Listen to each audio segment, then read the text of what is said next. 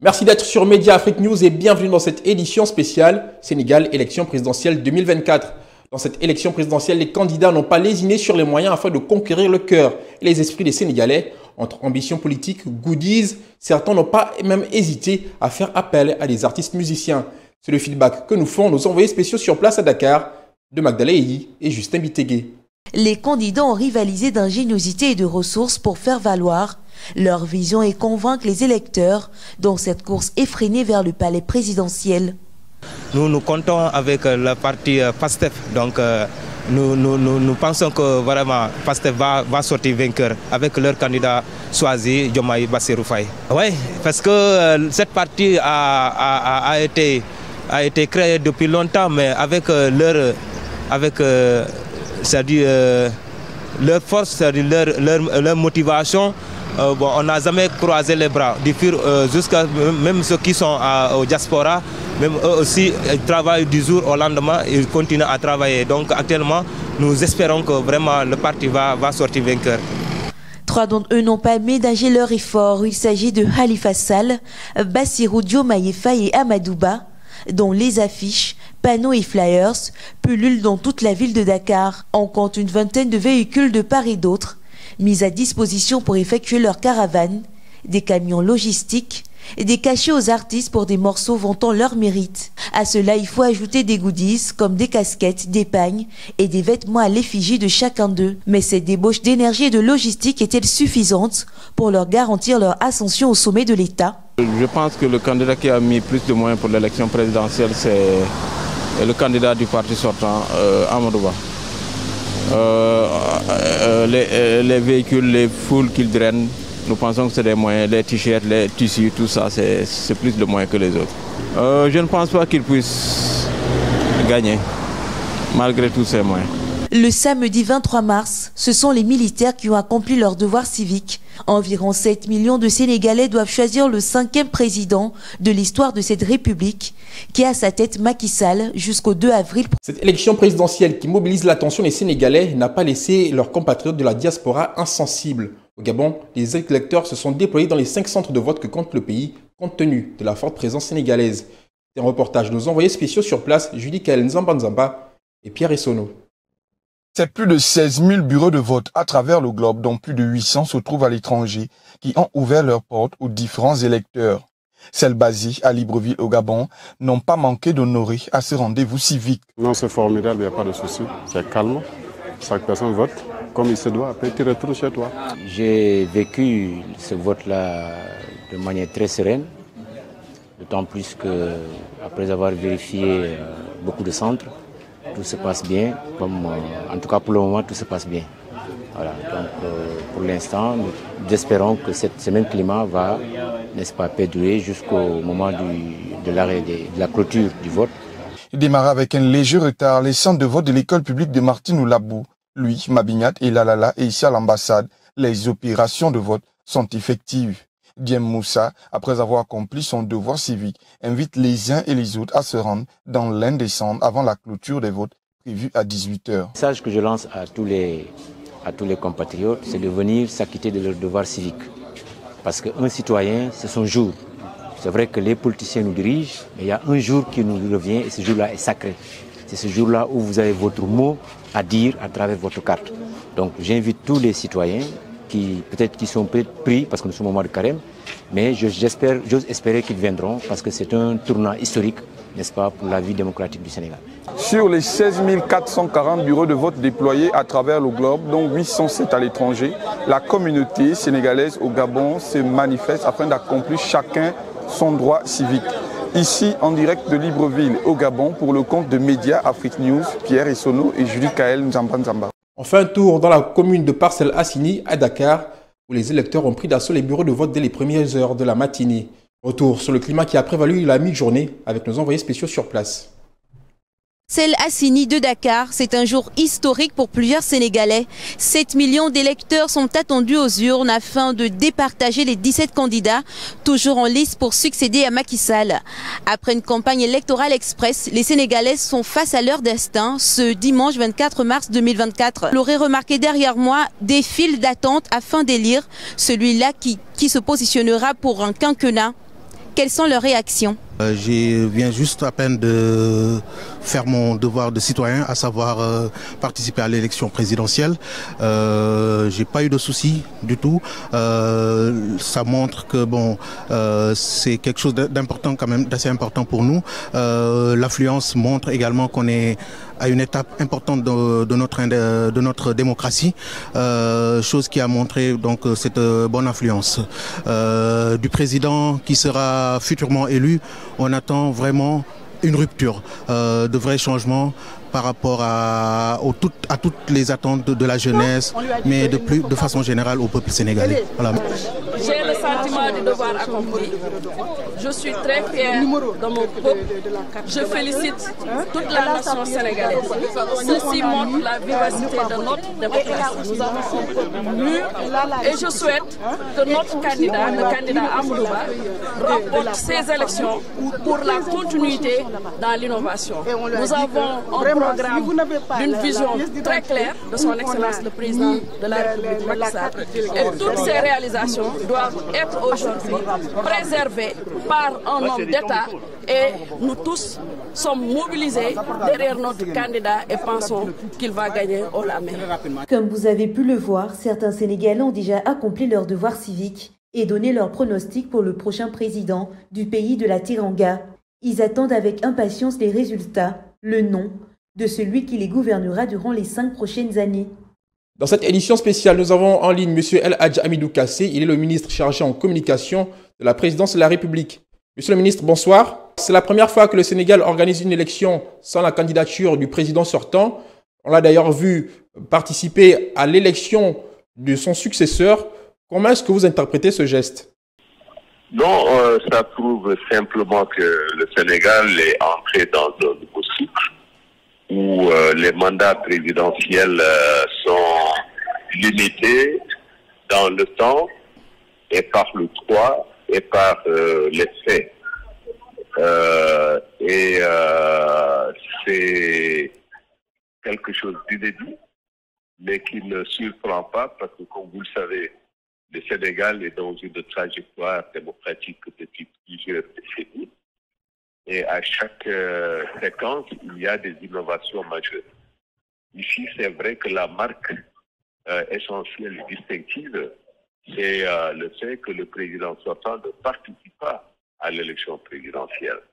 Mais l'autre également marque distinctive, c'est qu'au sein de la majorité, nous avons choisi quelqu'un qui porte nos couleurs, en la personne de M. Amadou Ba, ancien Premier ministre de la République du Sénégal.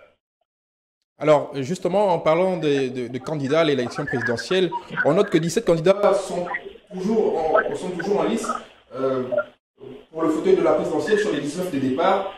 Quel pourcentage, quel score les candidats devraient-ils obtenir pour qu'on puisse avoir un éventuel deuxième tour? Si j'ai bien compris votre question, c'est qu'en ce moment, les bureaux de vote ont commencé le dépouillement des résultats. En principe, à 22h, 22h30, nous aurons les grandes tendances parce que les bureaux témoins auront livré le résultat. Donc, c'est très bientôt. Nous avons appris que des heurts ont eu lieu à Saint-Louis tout à l'heure entre les partisans de la coalition Yewwi Askan Wi et ceux de la coalition Pouvoir Benno Bokk Yakaar. Est-ce que déjà vous confirmez cette information? Et si tel est le cas, est-ce le seul endroit où nous avons enregistré des heurts ou des incidents? Non, mais écoutez, toute la campagne électorale s'est déroulée globalement dans le calme. Il n'y a pas eu d'incident majeur. Bon, dans un processus électoral, il peut toujours y avoir des fois que par-ci, par-là, mais globalement, tout s'est très bien passé. Qu'il y ait maintenant des incidents à Saint-Louis, mais des incidents localisés à Saint-Louis, c'est tout à fait possible. Je ne dirais pas normal, mais je dirais que c'est tout à fait possible. Mais vous pouvez considérer que c'est tout à fait marginal sur l'ensemble du territoire national. Alors, avez-vous des nouvelles de M. Mohamed Dionne, l'ancien Premier ministre? Nous avons appris, d'ailleurs, est candidat à l'élection présidentielle, nous avons appris qu'il n'a pas pu participer au vote car il a été évacué pour des raisons de santé sur la France. Avez-vous des informations là-dessus, s'il vous plaît? Personnellement, je n'ai pas cette information parce que malheureusement, depuis hier, je suis concentré sur le processus électoral à partir de la coalition, mais également depuis ce matin, j'étais entre le desk central et chez le candidat. Donc je n'ai pas beaucoup suivi, ni dans les réseaux sociaux, ni dans les presses en ligne, encore moins dans la presse classique. Alors, en tout état de cause, Boun Abdallah Dionne, c'est un ami, c'est un frère. Quelle que soit la situation, nous lui souhaitons une excellente santé, d'autant plus qu'il est dans ce que nous appelons ici le camp pour la démocratie et la République. D'accord. Merci beaucoup, Monsieur le ministre. Dernière question et nous terminerons avec. Quel est votre message à l'endroit du peuple sénégalais? Le message, c'est un message d'espoir, un message de confiance. Espoir parce que la démocratie sénégalaise est en train de s'approfondir, de se moderniser, de faire des bonds en avant. Espoir également parce que le peuple sénégalais, je crois, va nouer un bail avec les forces démocratiques et républicaines. Confiance parce que simplement notre candidat reste confiant. Je pense que son discours, son comportement vont l'emporter sur l'inexpérience et voilà, les allures belliqueuses qui ne sont pas de nature à conférer de la qualité au jeu démocratique. D'accord, merci Monsieur le ministre. Merci de nous avoir accordé ce modeste entretien. Merci.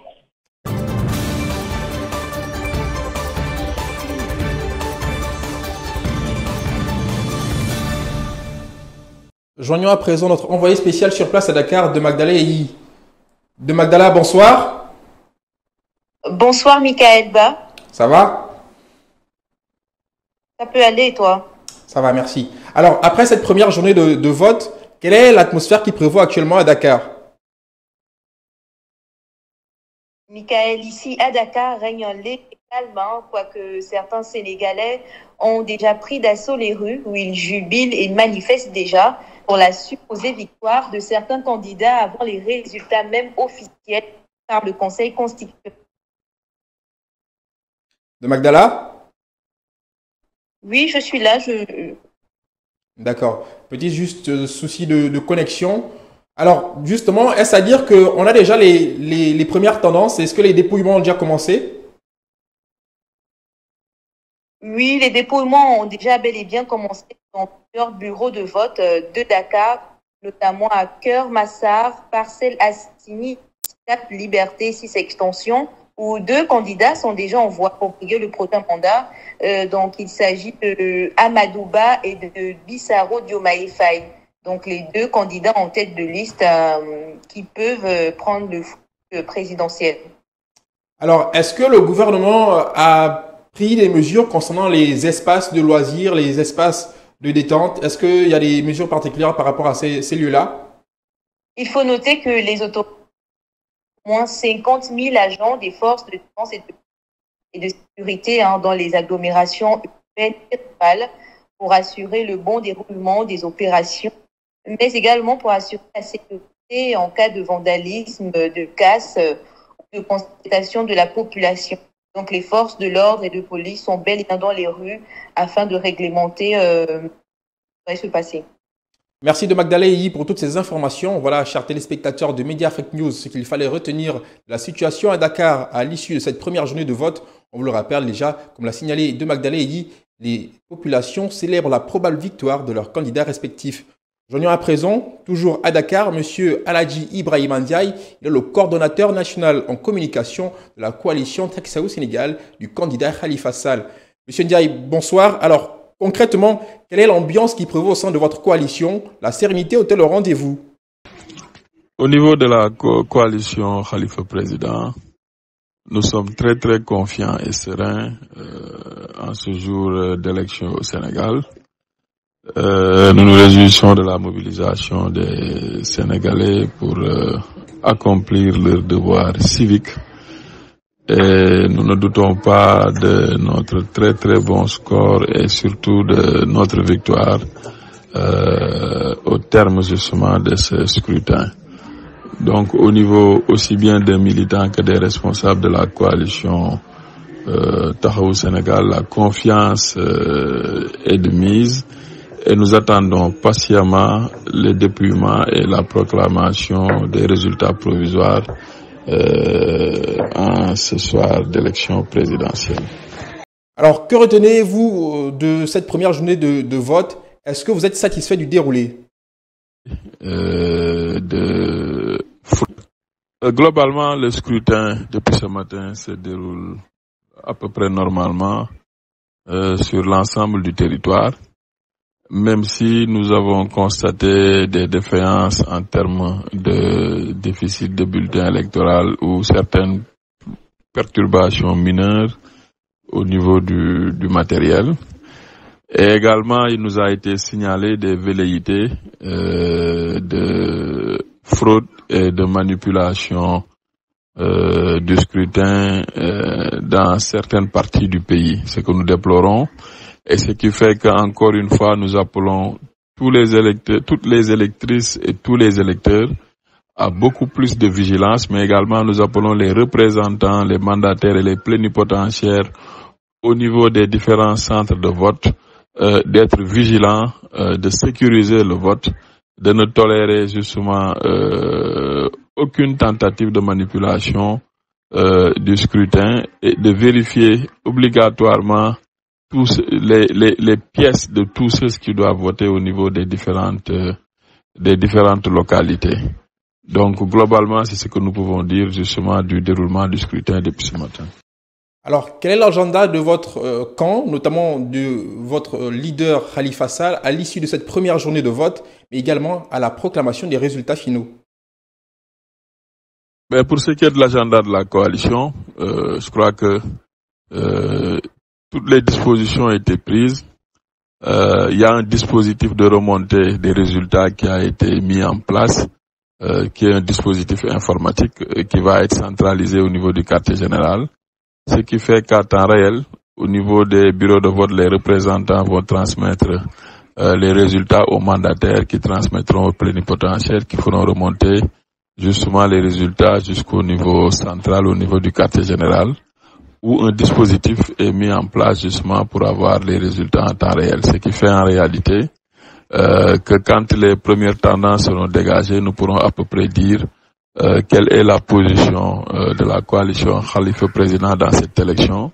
Et nous ne doutons pas que ce sera la première position, eu égard justement à la campagne qui a été effectuée, eu égard également au programme qui a été proposé aux Sénégalais et à l'adhésion massive que nous avons rencontrée tout au long de cette campagne électorale.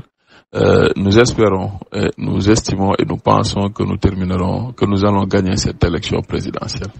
Merci Monsieur Aladji Ibrahima Ndiaye. Je vous rappelle, chers téléspectateurs, que Monsieur Aladji Ibrahima Ndiaye est coordonnateur national en communication de la coalition Taxawu Sénégal du candidat Khalifa Sall.